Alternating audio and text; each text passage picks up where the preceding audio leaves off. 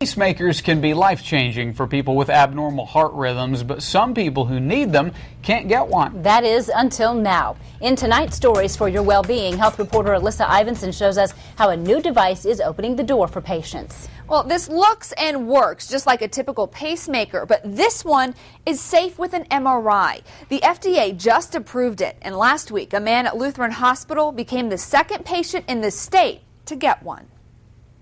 To some, Joe Kale is known as Coach. To others, Grandpa. She's a papa's girl. But for the last 3 years, Joe's had a hard time just living. Living in fog, no energy, staring out the window. Joe's had multiple sclerosis for 20 years. 3 years ago, it started causing electrical problems in his heart. It would get off beat.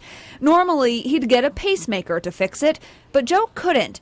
Because of his MS, he has to get MRIs a lot. MS affects your nerves, puts scars on all your nerves, so you have to be able to go through an MRI to exactly find out where the damage has been. People who have pacemakers can't get MRIs because the big magnet inside the machine can mess up the pacemaker.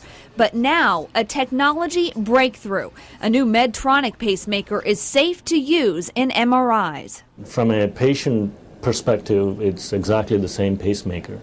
It looks the same, but inside it's very different. The technology is very different.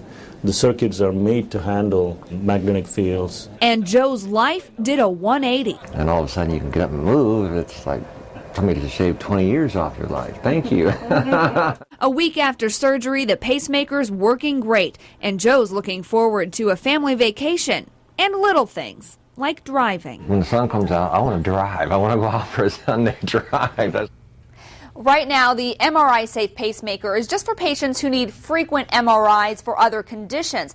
But eventually, this could become the standard of care because you never know when someone might need an MRI in the future, and this pacemaker would allow them to have it.